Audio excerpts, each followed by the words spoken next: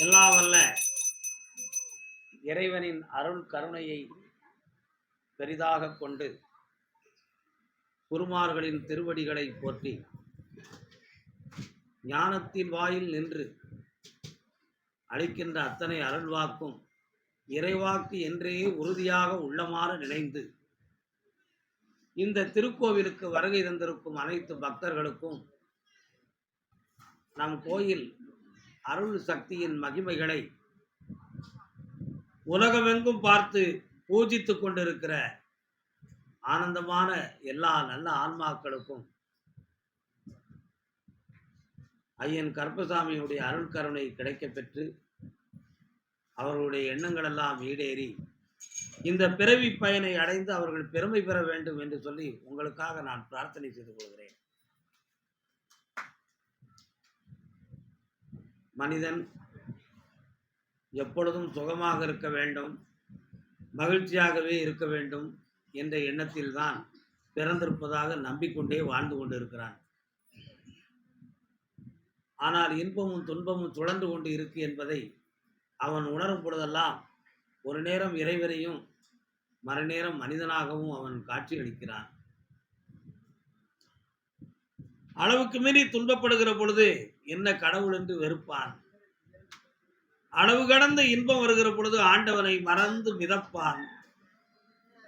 இரண்டுக்கு இடையிலே ஆளில் துரும்பெனவே அங்குமிங்கும் உன்னடிமை பாலில் தெரிவதென்ன பாவம் பராபரமே என்று தாய்மானவ சாமி கூறியது போல இடைப்பட்ட நிலையில சுழண்டுகிட்டு இருக்கிறவன் தான் குருமார்களையும் ஆண்டவனையும் தேடி அலப்பாயும். இது மனித வாழ்க்கையினுடைய இயற்கை. யாரும் குற்றவாளியும் அல்ல, நிரந்தர சுத்தவாளியும் அல்ல. ஒன்றில் பெரியார், ஒன்றில் தெரியார். இதுதான் இந்த உலகத்தின் மாயை. ஆனா மனிதன் துன்பப்படுகிற பொழுது மட்டும் மிக துவண்டு கொண்டு, இன்பப்படுகிற பொழுது எதையும் நினைக்காத ஆணவ உணர்வுகளிலே தன்னை மறந்து வாழ்ந்து ரசித்துக் கொண்டு இருக்கிறான். ஆனால் செல்வம் இருக்கின்ற பொழுதே இறைவனையும் நினைக்க வேண்டும். இறைவனை நினைத்தால் ஆண்டவனுக்கு சொத்து சேரும் அப்படின்னு நினைக்காதீங்க. எல்லாம் வேண்டாம், எல்லாமே அவன்தான். இந்த உலகமே நான் தான் என்னும் ஒரு பரவுபகிற சக்தி தான் இறைவன் என்னும் ஒரு சக்தி. அப்படியெல்லாம் இருக்கிற பொழுது பல்வேறு உருவங்களை வைத்து கும்பிட்டுக்கிட்டு பல்வேறு சித்திரங்களை வைத்து வணங்குகிறீர்களே, இதற்கெல்லாம் என்ன அர்த்தம் என்று நடுநிலையான பக்தர்கள் கேட்பாங்க. அந்த பக்தன் நடுநிலையானவன். ஏன்னா அவன் இல்லைன்னு முடிவுக்கு வரல, இருக்கணும் முடிவுக்கு வரல. இந்த உருவம் தான் இறைவன்கிற மெய்ப்பாடு அவனுக்கு தெரியறதுக்கு அவன் விரும்பவும் இல்லை. ஞானத்தை அடைந்தவன் எந்த உருவத்தையும் கும்பிட வேண்டிய அவசியமும் இல்லை. ஏன்னா ஞான பெருந்தகை என்பது இந்த உலகையே இயக்குகிற ஒரு வல்லமை மிகுந்த ஒரு பேர் ஆற்றல். அந்த ஆற்றலை உணர்ந்தவர்கள் உருவ வழிபாடுகளை பெரிதாக கருதுவதில்லை. ஆனா அந்த ஞான ஆற்றலை அறியாமலேயே உருவ வழிபாடை தவறு என்று சொன்னால் அவர்களால் அதற்கு விளக்கம் கூற இயலாது. ஞானத்தை அடைந்தவன் உருவ வழிபாடை பெரிதாக கருதவில்லை என்றால் அவன் பக்கத்தில் ஒரு தெளிவான கருத்தும் ஒரு மெய்ப்பாடும் இருக்கும். அதை ஏற்றுக்கொள்ள சூழ்நிலையும் இருக்கும். ஒருவர் கேட்டார், கருப்பசாமி அப்படின்னு கூப்பிடுறீங்க,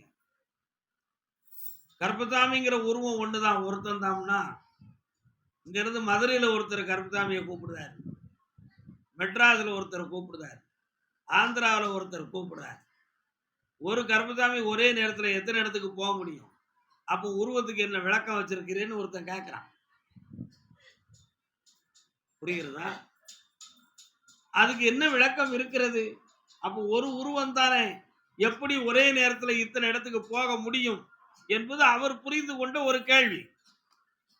இந்த கேள்விக்கு சராசரி மனிதன் பதில் சொல்ல முடியாது, ஞானிதான் பதில் சொல்ல முடியும். இந்த கேள்வி மிகவும் உன்னதமானது, உணர வேண்டியது, தெளிய வேண்டியது, தெரிய வேண்டியது. தெளியவும் வேண்டியது, தெரியவும் வேண்டியது.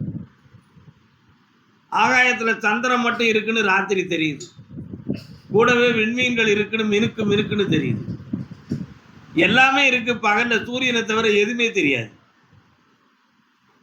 அப்ப அந்த பகல்ல சூரியனுடைய பிரகாசம் அதிகரிப்பு இருக்கிறதுனால மற்ற கிரகங்களுடைய ஒளி வீசிக்கொண்டுதான் இருக்கு. இந்த ஒளியை மிஞ்சி அதால ஒளி வீச முடியல, நம் கண்களுக்கு புறப்பட. ஆனா அது இல்லைன்னு மட்டும் யாரும் முடிவுக்கு வர முடியாது. அது இருக்கு. ஆகாயம் ஒன்றே, ஆகாயத்துக்கு உருவம் கிடையாது. திறந்த வெளி, அளவில்லாதது. அஸ்ட்ரானமி, வானவியல் சாஸ்திரத்தை நன்கு அறிந்தவர்கள் அதை உணர்ந்து கொள்வார்கள், அதை புரிந்து கொள்வார்கள். இந்த ஆகாயம் என்பது ஒரு திறந்த வெளி. மேகங்கள், விண்மீன் கூட்டங்கள், ராசி மண்டலங்கள், கிரகங்கள், இன்னும் கண்ணுக்கு புறப்படாத எத்தனையோ பேர் ஆற்றல்கள் அதிர்வு அலைகளாய், உருவில்லாத பொருளாய், உருவில்லாத கருவாய் இந்த ஆகாயத்தில் இருக்கு. ஒரு சப்தத்தை, ஒரு சக்தியை வேணும் என்று நாம உள்ளூருக்கோடு அழைக்கணும். உள்ளூருக்குன்னா என்னது? சத்தம் போட்டு கூப்பிடுறதா? மனிதனுடைய உள் மனத்துக்கும் ஆகாயத்துக்கும் தொடர்பு இருக்கு. மன இயல் நன்கு கற்றவர்களால் அதை புரிய முடியும். அவர்களே அந்த சாஸ்திரத்தில் ஒரு வகையில் குறிப்பிட்டிருப்பார்கள். மனிதனுடைய ஆழ் மனதுக்கும் ஆகாயத்துக்கும் தொடர்பு இருக்கு. அது எப்படி இந்த தொடர்பு வந்துச்சு அப்படின்னு ஒரு கேள்வி கேட்போம். நம்ம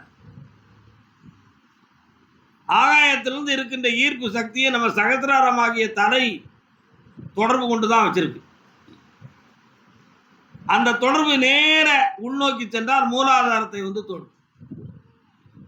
மூலாதாரம் குண்டலினி பருவமா இருக்கும். நம்முடைய ஆழ்மனதனுடைய முதல் பதிவிடமே மூலாதாரம் தான். நம்முடைய உள்மனதின் முதல் பதிவிடமே மூலாதாரம் தான். இந்த உள்மனது சகசிராரத்தின் வாயிலாக இருக்கக்கூடிய ஆகாய சக்தியை தொடர்பு கொள்கிற பொழுது, ஆகாய சக்தியில் இருக்கக்கூடிய பதிவும் நம்ம உள்மனத்துக்கும் உள்ள ஒரு காந்த சக்தி, ஜீவகாந்த சக்தி, ஒரு ஈர்ப்பு.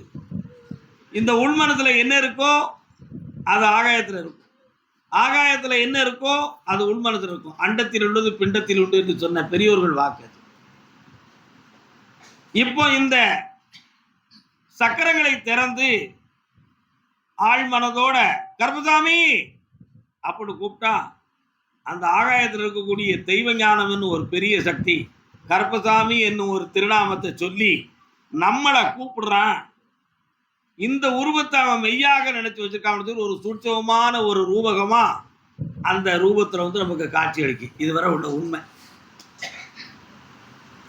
அதே மாதிரி இந்த உலகத்துல எங்கிருந்து கூப்பிட்டானோ இந்த ஆகாயத்தில் இருக்கக்கூடிய தெய்வஞான சக்தியின் ஒரு அதிர்வு அலைகள் அந்த சூட்சம ரூபமாக எந்த உருவத்திலையும் காட்சி அளித்துக் கொண்டு இருக்கிறது.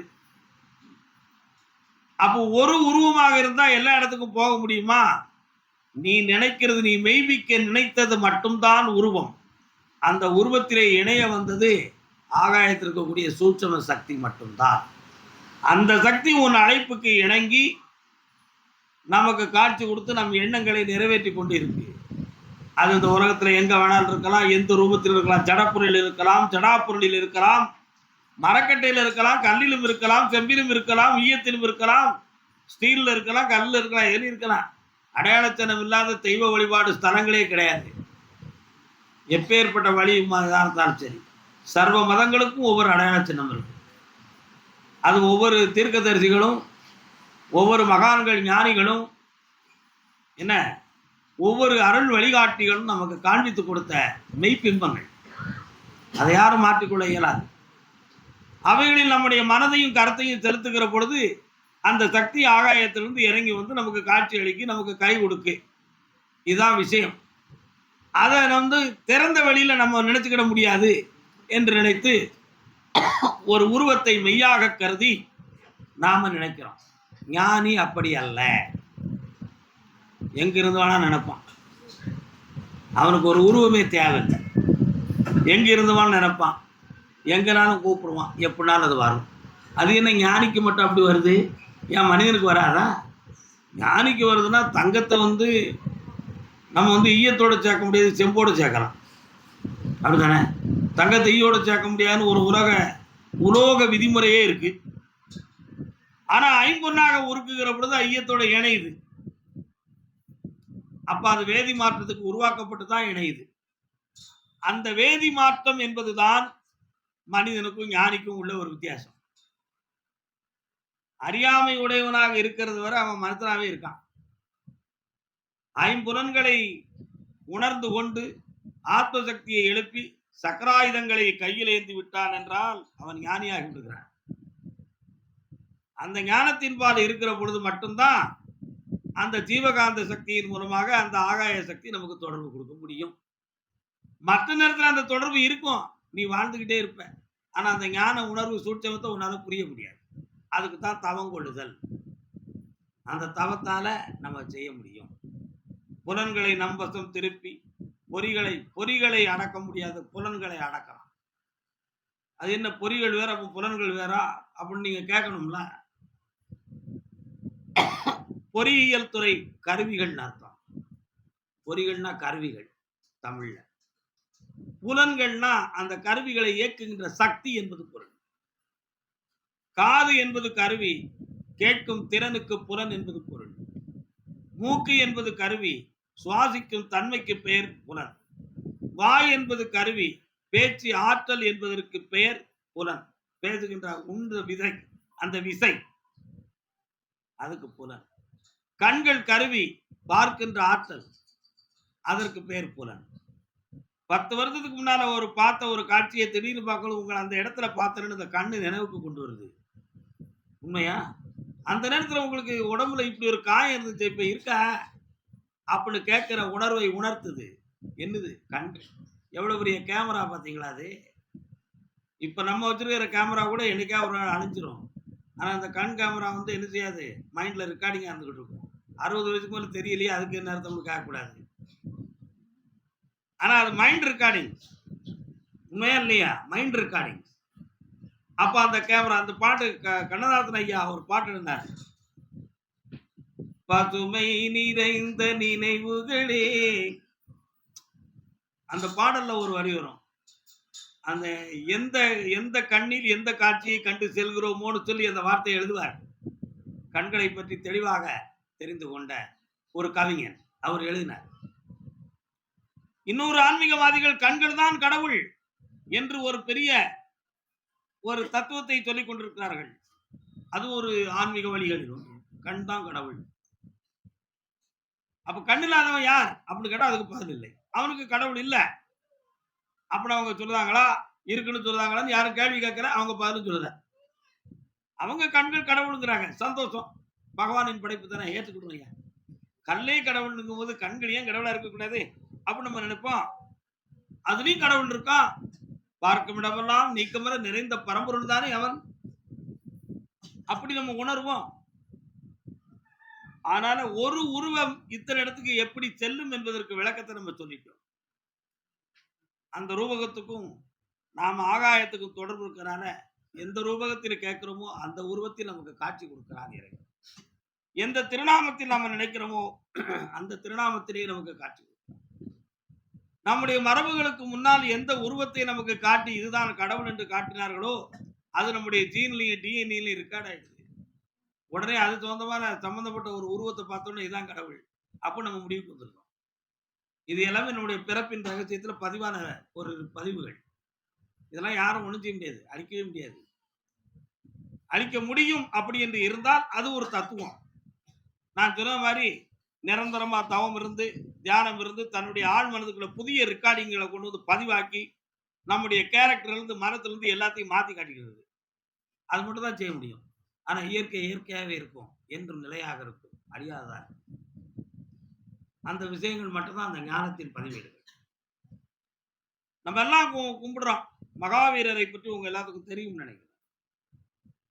ஒரு மன்னர் நினைஞ்சாருன்னா மிக அருமையாக, எனக்கு இந்த உலக வாழ்க்கை பிடிக்கல, நாட்டை ஆள்வதும் எனக்கு பிடிக்கல, என் கையில் கிடைத்ததை இந்த மக்களுக்கு தானமாக கொடுத்து விட்டு நான் துறவுக்கு செல்கிறேன், அதுக்கு 30 நாட்கள் அவகாசம். யார் வேணாலும் வந்து என்ன வேணாலும் கேட்டு வாங்கிக்கலாம் என்கிட்ட அப்படின்ட்டு. எல்லாரும் வந்தான். பொன் வேண்டும், பொருள் வேண்டும், அது வேண்டும், இது வேண்டும், நாடு வேண்டும், சிம்மாசனம் எல்லாம் கொடுத்தாச்சு. 30 நாள் கழிந்து 31ஆவது நாள் காலையில எதிர்த்து புறப்படுறார் மன்னர் நாட்டை விட்டு துறவுக்கு. அங்கிருந்து ஒரு ஏழை மகன் ஓடோடி வந்தான். சுவாமி, நான் வெளியூருக்கு சென்றிருந்தேன். குறிப்பிட்ட வேளையில் வாங்குவதற்கு தர்மத்தை பெற பாக்கியம் இல்லாதவனாக மாறிவிட்டேன். இப்பொழுது வந்தேன். எனக்கு தர வேண்டும் என்று சொல்லி ஓடோடி வந்தான். அதுக்குள்ள அவர் புறப்பட்டு போயிட்டார். சிம்மாசனத்தை பார்த்து சொல்லி என்ன நடக்க போகுது? அரசர் போய்விட்டாரப்பா ஆண்டியாக, வேணா நீ அவர் போற இடத்துல போய் கேடு அப்படின்னு. விறுவிறுன்னு போகணும்னு நினைச்சு போனா அவர் அதுக்குள்ள போய் ஒரு காட்டின் அடிவாரத்திலே போய் தவமாக இருந்துட்டார். இவன் மெல்ல மெல்ல நடந்து போகும்னே அவர் மென்மையாக கண்களை மூடி, புறக்கண்களை மூடி அகக்கண்களை திறந்து உள்நோக்கி உட்கார்ந்து. நேற்று அருணகிரி சொன்ன மாதிரி புறத்தை அடக்கி அகத்தை நோக்கிவிட்டால் அகிலமெல்லாம் உன் கையில் தெரியும் என்று வடிவேல் முருகன் அருணகிரிநாதருக்கு சொன்னதை போல புறத்தை அடக்கி அகத்தை திறந்து விட்டான். புறக்கண்கள் மூடிவிட்டன. யார் வாரான்னு தெரியல. பேசாம உட்கார்ந்திருக்கும் பொழுது ஒரு காற்று அடித்தது. காற்று அடிக்கிற பொழுது தானம் அங்க வந்தவனும் பக்கத்துல வாரான். ஐயோ, கண்ணை மூடி உட்கார்ந்துட்டாரே, இனி இந்த நிஷ்டையை கலைத்து இந்த தர்மத்தை பெற்றால் அது பாவமாக வந்து முடியுமே என்று நினைத்து உணர்ந்தான். அந்த காற்று அடிக்கும் பொழுது உட்கார்ந்து இருந்த அரசர் பட்டு பீதாம்பரத்தை அவுத்து போடுறதுக்கு யாவும் இல்லாம வந்துட்டாரு. அது அப்படி மெல்ல உரிந்து காற்றுல அப்படியே தவழ்ந்து உடம்பை விட்டு அப்படி லேசா நகண்டு வந்துச்சு. அதுல தங்க சரிகைகள் மின்னியது. அந்த பட்டு பீதாம்பரத்துல பார்த்தான். தானம் வாங்க வந்தவன் இறைவன் நம்மை உணர்ந்து அரசன் மூலமா பெற வேண்டும் என்பதற்காகவே இந்த காற்றை வர வைத்து நம் கருத்தை உணர்ந்து அவன் உடலிலே உடுத்திருக்கும் உடையை நமக்கு அவிழ்த்து காட்டுகிறார் என்று நினைத்து அப்படி மெல்ல உடம்பை விட்டு வெளியில வந்த உடனே அப்பான்னு சொல்லி எடுத்தான். கண்வழிக்கு முன்னால போயிட்டா நல்லது, சாபத்துக்கு வந்துடக்கூடாதுன்னு சொல்லி எடுத்து புறப்பட்டான். காலில் முழுதச்சு அம்மான்னு அழுதான். கண்ணை திறந்துட்டார். யாரனாவன்? அம்மா என்று சொல்லுவது சுவாமி, தர்மம் வாங்குவதற்கு வந்தேன், காலதாமதமாகிவிட்டேன். தேடி வந்தேன், மூடிவிட்டீர் கண்களை. நாடிய பொருள் கிடைக்காதோ என்று வாடினேன். ஆனாலும் அடித்த ஒரு காற்றிலே அடியேற்கு கிடைத்த கருணை உங்களுடைய பீதாம்பரம் மட்டும்தான். உடலில் ஒட்டி இருக்கும் பொழுது எடுத்தால் அது திருட்டு, வெளியே வந்த பிறகு எடுத்தால் கண்டுபிடிப்பு. எடுத்தேன், தவறாக கருதக்கூடாது. இருந்தாலும் கண் விழித்து விடக் கூடாது என்று கள்ளத்தனமாக என் உணர்வு பேசியதால் ஆவேசப்பட்டேன். என் காலில் முழுதைத்து விட்டது. வேதனை தாங்க முடியவில்லை. இதை நீங்கள் பெற்றுக் கொள்கிறீரா அப்படின்னு கேட்டார். உடனே அவர் சொன்னார், மகனே, எனது அகக்கண்களை திறந்ததை விட என் கானக்கண்களை திறந்தவனே நீதாண்டாண்டார். அரசர், எப்படி சொல்லுகிறீர்னா, நீ மட்டும் அம்மானு கத்தலனா நான் ஒரு தர்மத்துல பாக்கி வச்சுட்டே ஞானமா போயிட்டேன், துறவியா போயிட்டேங்கிற பாவம் என்ன பிடிச்சிருக்குமாடா? நான் இந்த பட்டு பீதாம்பரத்தை கூட பெருசா நினைச்சு நான் கட்டிட்டு வந்திருக்கோம்னு இறைவன் எனக்கு உணர்த்திருக்கான். அதை உனக்கு தந்துட்டோம்ங்கிற திருப்தியில நீ தவத்தை நான் முழுசா ஆக்கிடுவேன், நீ போயிட்டு வான்னா. அவன் தான் மகாவீரன். அவர் தான் மகாவீரர். அரசரா இருந்து ஆண்டியா போன பின்பும் தவம் பெற்று தர்மம் தானம் செய்தவர்.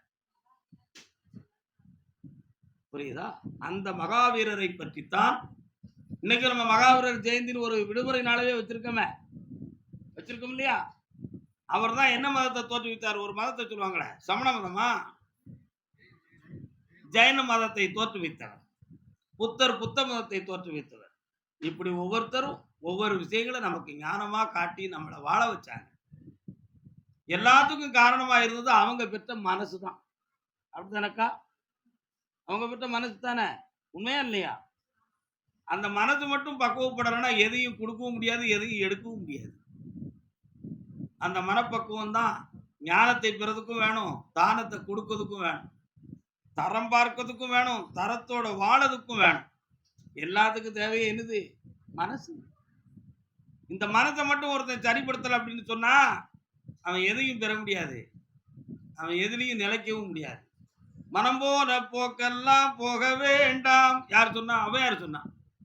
போதாமல் ஒரு நாளும் இருக்க வேண்டாம், ஒருவரையும் பொல்லாங்கு சொல்ல வேண்டாம், மாதாவை ஒரு நாளும் மறக்க வேண்டாம், வஞ்சனைகள் செய்வாரோடு இணங்க வேண்டாம், மாற்றானை உறவென்று நினைக்க வேண்டாம் சொன்னால. அதைத்தான் அருமையா சொன்னான். மனம் போன போக்கெல்லாம் போக வேண்டாம், மனதை அடக்கு. எப்படி அடக்குறது? அப்படி அடக்கியவன் தான் மகாவீரன். மனதை ஒருத்தன் வென்று விட்டால் அவன் மாவீரன் ஆகிறான். அவன் மனதை மட்டும் கட்டுக்குள்ள கொண்டு வந்துட்டான்னா போதும். நீங்க மனோதத்துவம் மனோசக்தியை பற்றி படிக்கிற பொழுதெல்லாம் சொல்லுவாங்க, மனதை அறிவுக்கு கொண்டு வா, அல்லது ஒரு மனதை ஒரே நிலைக்குள் கொண்டு வா. அப்படி கொண்டு வருகிற பொழுது உனக்கு அது அம்பிலும் கூறியதாய் மாறும். வைத்த குறி தப்பாமல் தட்டுவாய், பெருவாய் வெற்றியை அப்படின்னு சொன்னான். அப்ப இந்த மனசு மட்டும்தான் ரொம்ப முக்கியம். இந்த மனதை சுத்தமாக்கி மாசிலாத நிலையாக கொண்டு வந்து ஈசனை அதற்கு இருப்பிடமாக கொடுத்து ஆனந்தமாக பெறுவோம் என்று வாழ்த்துக்களை கூறி அருள்வாக்கை தொடங்குவோம். வாழ்க.